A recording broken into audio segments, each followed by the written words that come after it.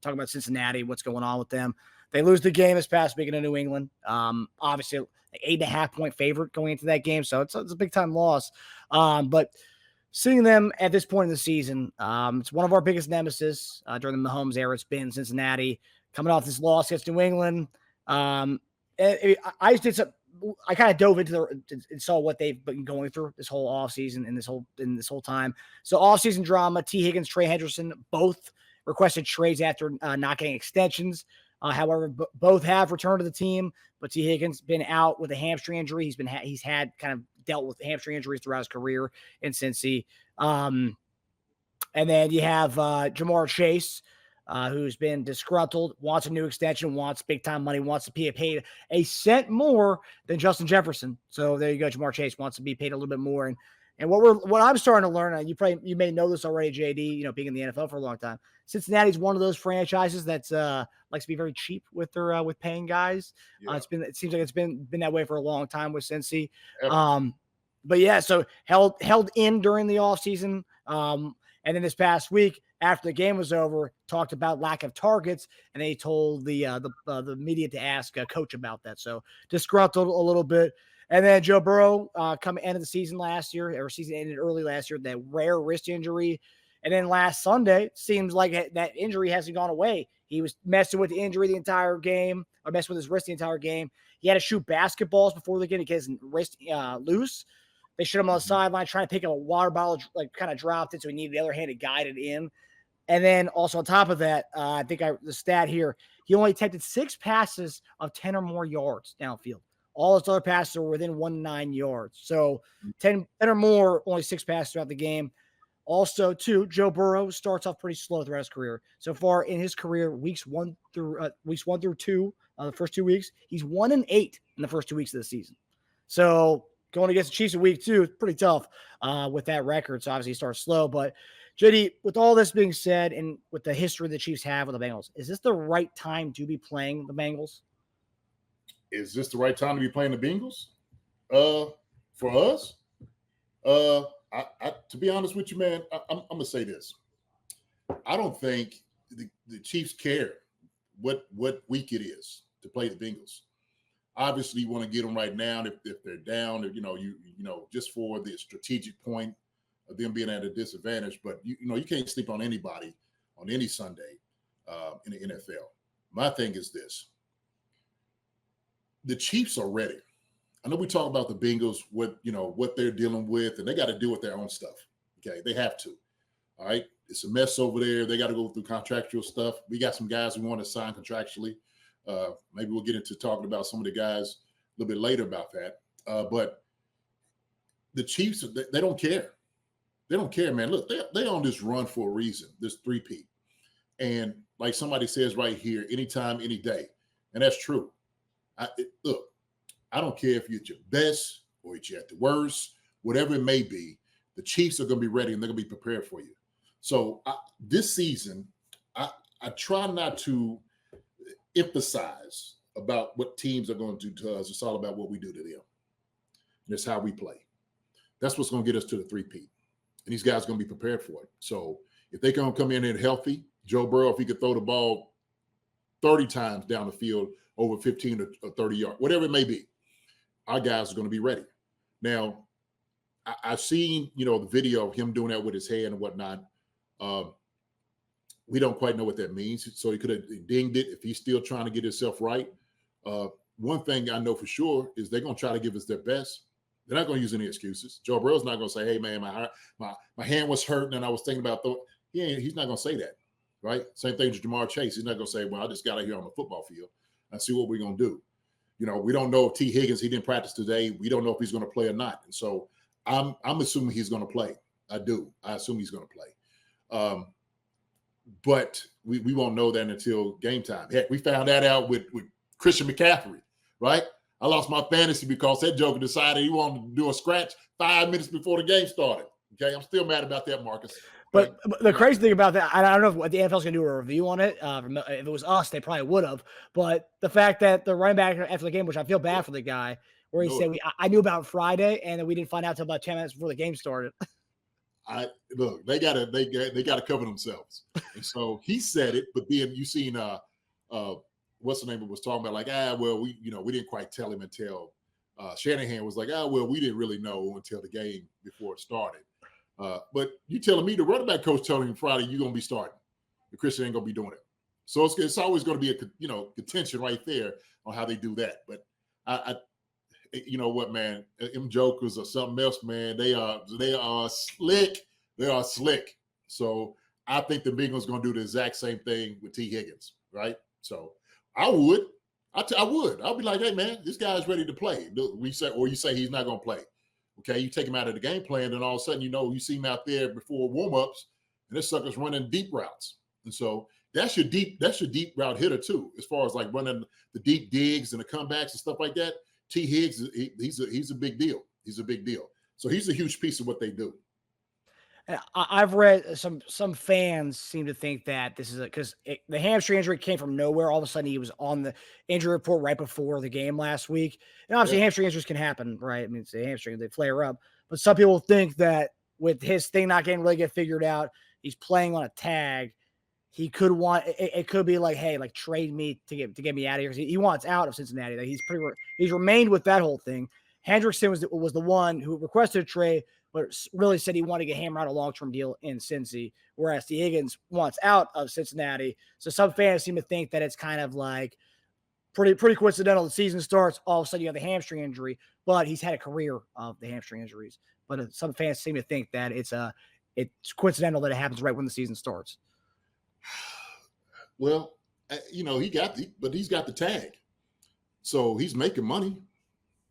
So my thing would be, if you do this and teams hear about that, they sniff out that you're doing this purposely, nobody's going to sign you to the big deal that you're looking for. They'll hold that against you. They'll hold it against you. I think Chase in itself, he was trying to hold up as long as possible. The problem they got with this, they should have went back to that guy that's back there throwing the football to him. He took all the money. Like somebody said, Charles Robinson, they paid Burrow too much money, and they did. They absolutely did. I'm sorry. We talked about this last year. We said on the sidelines last year I think it was like $150 million, maybe $200 million sitting on the sideline, quarterbacks that was hurt.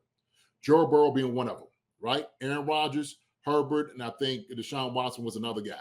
And so when we sit there talking about these guys getting paid, and look, I ain't got no problem with guys getting money, but I think we do need to have a conversation about quarterbacks, the type of money they're getting paid, and these jokers are here not producing. Hey, ain't nobody else going to the Super Bowl. Joe Burrow made it that one year, okay? Having to beat us, and they got lucky. And then we actually have the guy that beat us that game. That's P. Ryan. I put it on him. He was the guy that got there. Now we got it. We got him in our backfield. You think we're not getting some notes from him as far as how they do things? That's true. And how guys act and react? I guarantee we are. We picking his brain right now to know exactly what they do and how they operate. So that's the problem. These quarterbacks, man, are making a boatload of money. The only one that deserves that type of money right now, and I look at Patrick Mahomes. Everybody else is inflated. They gave Kirk Cousins big money. Shoot, they gave Dak Prescott big money. Look, and I'm not saying these guys don't deserve good money. They do. But the money that they signed for, you can't justify that to me. Just can't. I'm sorry. So especially when I sit there and look at the other guys who's scrounging just to make, a buck, rub two nickels that, worth millions of dollars. I'm just going to say that, right? Like running backs, trying to get $10 million a year, and you got the quarterback making 50. Daniel Jones? Are you kidding me? That's who they paid. They paid Daniel Jones. Might go down as one of the worst contracts of all time. Shoot, yeah, absolutely, no question about it.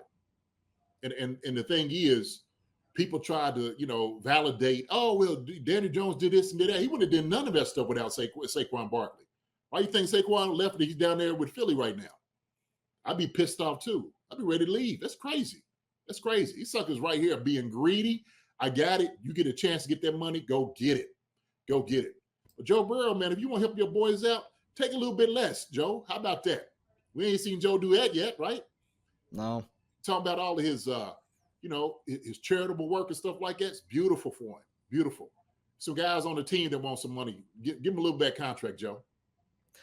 I will say it is interesting how, with Cincinnati, for example, they got Burrow, Chase, and Higgins, and they're really refusing to pay. I mean, they're doing the tag on Higgins. They don't want to give him a long-term deal. Chase, apparently they offered him about $35 million a year. He said no to that. And then you look, juxtapose that to Miami, for example. Miami's paid Tyreek, they've paid Waddle, and they've paid Tua. They managed to get all three. I don't know how they've done it, but meanwhile, Cincinnati's having struggling to pay two of those guys. Yeah, I don't know. Miami's keep getting that money, man. Maybe they bringing that money back from the 80s. That drug money that's been coming over from Colombia. I don't know. Yeah, that cartel money. That cartel money. Yeah. So, maybe it's why all the disputes was going on down there, man. They trying to, hey, man, what are you doing? Why are you stopping me, huh? Why are you stopping me? So, I don't know. You got to make light of situations. So, yeah. Yeah. But that's not – go ahead.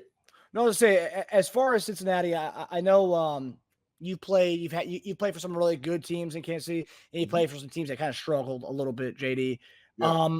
When a team is dealing with a myriad of things like the Cincinnati has, how easy for a team like that who's already been dealing with a lot of crap this offseason? You have, receivers taking shots at coaches' play calling, receivers, wanting more money, guys wanting to leave. When a team like that gets down, and we're talking about this is a team that is a foe for us usually in the playoffs, but if they go down to 0-2, and let's say we put out an early lead on them, teams like that, they usually does it not take a lot for them to kind of fold during a game and stuff, just because like so much crap's already been going on. There's too much bad blood in the locker room right now, kind of swarming the organization. It's a little tough, man. It's hard to manage disgruntled employees. And so the Chiefs or the Bengals are no different than any other organization out there. And when you have unrest from the higher ups to the guys that are working, there's going to be some tension. It's going to be some hurt feelings. And some things are going to be said because some guys are like, look, I could do without this. I know I could hit that free agency market and somebody's going to pay me that money. If you're not going to go ahead and appreciate for what I do, then I'm ready to hit the door. And I think Jamar Chase and those guys, Higgins, those guys are thinking that. And they should. Hendrick, the same thing. Why wouldn't they? If they know free agency looks better than staying there at the organization that doesn't appreciate them or taking a long time to sign them, and you're not winning, you ain't winning the Super Bowl, okay? Jamar Chase got a bad taste in the mouth because the Chiefs have been hitting him in it all time in and time out. So he only got about 5 teeth left in his mouth. From all of that beating he's been taking, I'd be a little upset too. That's tough, man. That's hard. That's hard for an organization to deal with that. I think that's why the Chiefs try to get ahead on some of those guys, right? Let's go ahead and take care of Creed. Let's go ahead and take care of Noah Gray. Let's go ahead and give Travis Kelce an extension. Let's make Patrick Mahomes, one of the highest paid quarterbacks ever. Let's make some sweet deals to get guys in there, right? And so it's good to keep your core group of guys around you. My question is, who are you going to get to replace Higgins and Chase? Okay. Now, this is down the road, right? This is down the road. Miami said, we ain't going to get another Tyreek Hill or Waddle. We're not going to get those guys. Okay. Or Tua. So let's keep our core group of guys that we know is going to keep us good and keep those guys happy. I don't know what Cincinnati is holding in their vault, but you're right. They've always been a little tight with their money. But they opened up the purse strings for Joe Burrow. Keep going back to that. So those guys, you think they ain't, they a little salty. I mean, I know Joe Burrow wants to be happy for him and say, hey, man, I hope you get your deal. You took all of it. I would have had a deal if you didn't take all the money. Yeah, leave some for us too. Come on, baby, go. Yes. That's a first down. That's a first down. This football season, I'll be putting down normal sodas like Coca-Cola for Olipop. Olipop offers a healthier alternative with its low sugar content and natural ingredients. Olipop is more than just a drink. It's a wellness companion that supports your digestive health. Packed with prebiotics, this fizzy elixir helps promote good bacteria in your gut, leading to improved digestion and overall well-being. So go ahead. Click the link in the description and use promo code SODALOVE and get your can of Olipop so you can enjoy the game guilt-free. Go Chiefs. Use the promo code SODALOVE for 15% off now. Leave some for us too. So yeah, Chiefs were brilliant to lock down Patrick for a decade. That's what you do.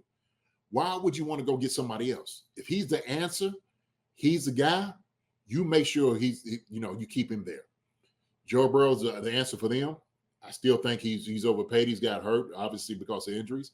But your two wide receivers on the outside, man, I don't know if you're going to get him better than that, Marcus. It's hard to do, especially in free agency, to get guys that produce like they do. Jamar Chase is a great receiver, and so was T. Higgs. So I ain't taking nothing away from him. Them dudes are two talented wide receivers. So that's what we got to contend with, man. Or they got to contend with, especially in their organization.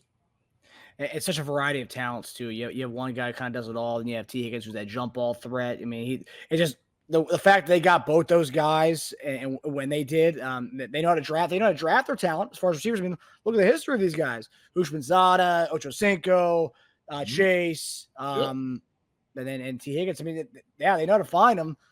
It seems like they don't know how to keep them. Same thing, man, with Joe Mixon. You see how he did when he was down there at Houston, man. He was slashing folks up. He looked like he was he touched the fountain of youth. Man, look, sometimes that happens. Sometimes you just need a new environment, right? Sometimes you just need to back up from everything, start fresh, go to a new place, and say, hey, man, we'll take you. Hell yeah, you're a hell of a player. We'd love to have you. They want to, okay, fine. Come on down here. And he did. And you see him. That sucker got a new step in there. I'm like, man, Joe Mixon, woo. I thought he was done. I didn't pick him up in fantasy because I thought he was finished. But yeah. I drafted him in one league. I was very happy about his usage last week. Did you? Okay. Yeah. 30 carries. I honestly don't even remember last time he got 30 carries in the game because Cincinnati's become more of a pass-happy offense. So yeah. Well, you said y'all don't want to pay me either. So we got to kick rocks. They got the dude Brown up there, man. He ain't the answer. He's not. At least not right now. I don't, maybe he'll be good later on, but I just don't see it. He's not a Joe Mixon. I know that. Zach Moss is all right. I mean, I think Zach Moss is better than Chase Brown is, but I mean, I think it's tough to kind of for those two guys to kind of fill in the gaps for what Mixon did because Mixon did it all. And P. Ryan 2 years ago, yeah. Zach Moss did a good job when what's his name was down in Indianapolis. He did. So he was good back. I picked him up as fantasy too. See, we talking about fantasy. Yeah, it's the name of the game. But let me question. So Melly Matrix says, do you think the quarterback salaries bubble pop at some point? I think so. I do, Melly. I do. You know what? It has to. You need to. You're right. You're absolutely right. I just, for what these guys are making, it's just unheard of. I just don't see it continuing to go on this same trend. At some point, they're going to have to bring a cap because other guys want to get paid. They do. And look, quarterbacks, we understand. Their hands are on the ball every single snap, just like the centers is, just about, right? But you still have to facilitate it to guys that's going to be able to catch the ball and do well. And sometimes these guys is out there catching the football make you right. They make catches, that some other guys just can't do. So do I think these guys are 500% getting paid better than other guys? No, I don't. So yeah, they have their hands full, especially with this whole Chase thing lingering. And because the thing about him is he's playing, he's not happy with his targets. He's also disgruntled about his contract. And then after games when they're losing, it's like, well, talk to coach about the amount of targets I'm getting. I only got 6 targets. I need more touches. And it's like, okay, well, you got that's another wrinkle. And if you keep losing, those problems will continue to. You'll continue to see comments like that at post game. Yeah, absolutely. Yeah, that sucker he had that little look. He's like pissed off. I'm like, that joker right there is pissed. He is pissed. He's upset. So when you were playing, was that like a known thing? Like there are certain franchises that were cheap, and was that like a known thing about since you're going to Cincinnati for a visit? Good luck there, kind of thing. Oh yeah, really? Absolutely. Yeah, guys know they talk. Absolutely, they'll let you know exactly what they try to hold on to, what they're not going to do. I told you, I remember when I went to New England, and Charlie Weiss was the offensive coordinator, and so I think this was my second free agency when I was leaving from Kansas City. So I go up there. Oh, Jason, man, we love what you do. We seen, you started in Philadelphia. We want to bring you up here to be a starter and all of this. And they wine me and dine me. Me and Charlie go out and go get us. Man, we had lobster, steak, and all the good things. And, man, bring it over. Bring all you want, bottles of wine. We had a great time at night talking about offensively what we want to do, right? How do you want to utilize me? Got on the board, start talking about plays, everything. This is what we wanted. And I was just like, okay, this is it. This is going to be perfect place for you. And so sure enough, when it came down to it, they're like, oh, well, okay, Jason. So I'm still there with Charlie. Charlie, like, yeah, man, you're gonna fit here. We'd love to have you. So I'm like, all right, cool. So he's like, okay, let me go talk to the guy, the money guy. So I get there to the money guy. I'm sitting down. He's like, man, everything, man, Jason, we seen everything you want to do. But, this is what we got for you. We ain't got too much money that look, I don't think I got through the entire presentation. I was like, you know what? I stood up and was like, hey, I appreciate it. Thank you. All right. I got on my phone. My agent's like, man, get me up out of here, man. These jokers is, you know what I'm saying? And I'm talking to Bill and all those guys. And Bill was like, hey, man, Jason, you're a hell of a player. I'd love to have you. What you've been doing over these years. Obviously he's been watching because I've been going against him. Yeah. And when it came down to it, they was real tight with their money. So teams will do that. New England is definitely one of the places for sure, right? But yeah, Cincinnati does have that. They have that reputation. They have their reputation. Interesting, huh? That's not surprising that Belichick would be a fan of you. I could see him being a big fan of you. So that's not a surprise there. But they were known as being penny pinchers when it came to that kind of stuff. Oh yeah, absolutely. And you knew that going into the trip. Not as much. Okay. Not as much. Because I don't remember anybody coming from New England to Kansas City before I gotten up there. And this is before they started all the winning. Matter of fact, that year that I was going to get signed with them, they ended up winning the Super Bowl. It was the first Super Bowl they had won, with, I guess, the whole, Brady era and those guys, I think. That's when it first happened. So it's crazy. It's crazy. But, hey, man, it's how it went down. It's how it went down. Man. So I look at, there were two teams that did that. New England won it that year I was going to sign with them. And then New Orleans Saints won. Yeah, I was going to sign with them too. So, and I told you. So Sean was trying to get you over there. Yeah, I told Sean was, he was my quarterback coach up at Philly when I was up there. Him and Joe Vitt. Joe Vitt was a linebacker coach. Came to Kansas City, linebacker coach. So I knew a lot of guys. Man, I knew the trainer. The trainer Scotty was down there as a trainer. So I knew a lot of guys because that was part of, when you talk about the coaching tree and all these guys knowing each other, that was part of it. But yeah, me and Sean, yeah, absolutely, that's my dude. Yeah, I know Sean, real well. Yeah, so he was gonna get me down there, man. And at the time they had Jeremy Shockey. Shockey was down there, and so they was like, man, JD, man, we need to get you in here so you can teach a guy how to be a pro. Do it this way, and get toughen up, do things. I was like, hey, all right, good to do it. And so I elected not to go down there. So, well, we're happy to have you in Kansas City for as long as we did, JD. It takes now there. We're trying to talk about the amount of Chiefs players who have been there for the tenure you were there, and we kept going down guys like you would think, Priest. Priest is a Hall of Fame name when it comes to Kansas City. You played longer in Kansas City than he did. Dante Hall, another fixture in Kansas City. You played longer in Kansas City than he did. We kept going down the list. I mean, even the guys in the recent years. I mean, you can't really think of many guys. Tyreek didn't play as long as you did in Kansas City. So it's there's so many guys, man, that you're probably one of about a handful, maybe 20 guys, maybe all time who played with Kansas City as long as you did. It's kind of wild, man. It's wild. It's wild to me that, a lot of people don't know that. It wasn't like I was there for a two-year tenure or 3. I played there for 8 years. Yeah. I was a staple for that offense. And so people that watched back then, they know exactly who I was. 100%. So it wasn't like, when I hear people, I see some dude tell me, man, you was a backup tight end. First off, let me say this, all right?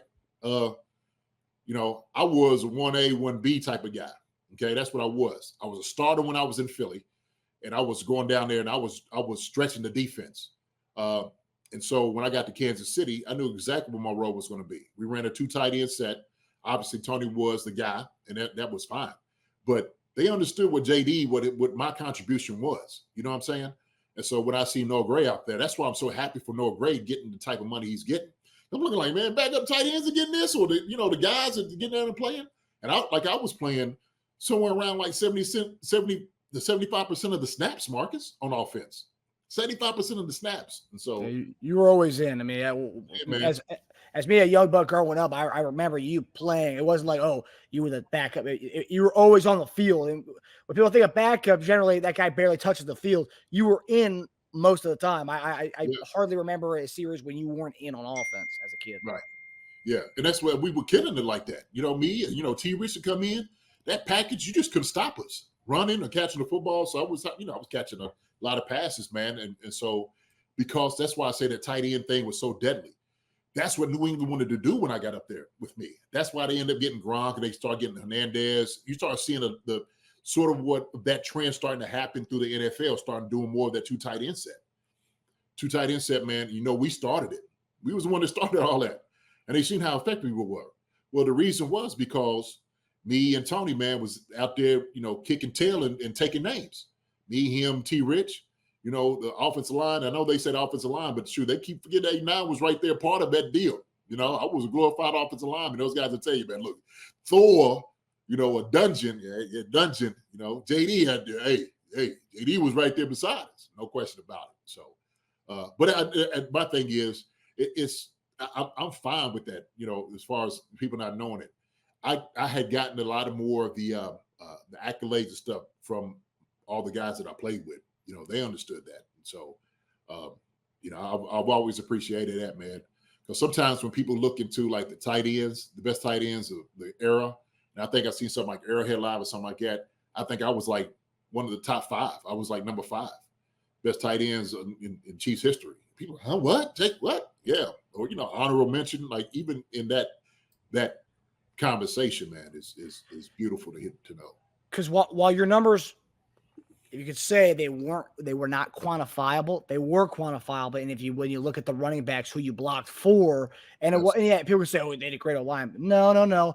Look at a lot of the times on those outside, but look who's right there, shielding off guys for Priest or LJ to come through, or even their Blaylock. I mean, your numbers were quantifiable in that respect. And that's, people who don't know ball just look at stats and, yards, catches, and receiving touchdowns. That's all people look at. People don't look at the other aspect of things, which. Yeah. No, I mean, no question about it. And that was the thing about when you see like Priest and those guys getting in and shoot, they was incredible backs. And you talk about the line, I was part of that entire machine, and we were a machine. We led the league, in offense. I think, for about 3 or 4 years straight, we was right there, number 1, number 2, and there wasn't no question about it. And so that's why I say, man, Priest need to get the accolades. He's a guy that I say has to be in the conversation, and I don't know if it warrants it or not, but at least in my eyes, maybe consideration for the Hall of Fame. He had a Hall of Fame career for like 3 or 4 years, man. There wasn't nobody doing what Priest was doing. That's the reality of it. And so, yeah, man, we were some bad boys back then. Bad boys. I think I was reading something like that a couple of years ago that for guys like Priest Holmes, their numbers may not never meet the criteria of the Pro Football Hall of Fame, that we are trending in a direction in this day and age, talk about fantasy football, where they will have a fantasy football Hall of Fame. And if you look at that, and obviously, you can make laugh jokes about it. I bet it's becoming the thing now, right? Whereas Priest Holmes, in the beginning of fantasy football, Priest Holmes was a every year number 1 pick in fantasy football. Him and LaDainian Thompson were number 1 and 2 every year. It was a little bit for Sean Alexander was up there for a little bit too. But like those two were the guys back in the early 2000s. So there is a fantasy football Hall of Fame. Priest Holmes be a first ballot guy, and that's anyone who played fantasy football back in the early 2000s. Absolutely, there's no question. Early 2000s, probably ran probably to 2000 to 2007 and 8. Man, them guys are just running through everything. Priest, LaDainian, Larry Johnson. So everything was coming through the AFC West, no question about it. So and Portis too as well. That was also in that same period too. That's right. Some bad boys back then, man. Some bad boys. I was on the show last night, and we were just talking about that, like that era of how everything's just transitioned for tight ends. Tight ends that play back then, we would have loved to be in an offense like this, where you just throw the ball up and down the field. Come on. Absolutely. Sign me up. Sign me up. Your skill set. Everyone's making a big deal about Kyle Pitts running a 4.45, and it was like, well, I know a guy who did that in 1996, and it was right there.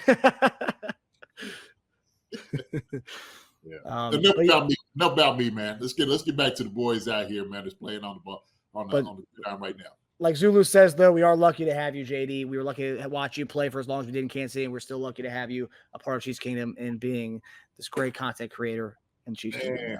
Appreciate it. Thank you for the love, man. I appreciate you all. Seriously, I appreciate you guys. Hi, everybody. Thanks for watching. Subscribe here to get the latest from the show. Also, be sure to check out the best clips from Chief Concerns. And if you prefer to listen to the show, subscribe and follow us on Apple Podcasts, Spotify, and anywhere else you get your podcasts.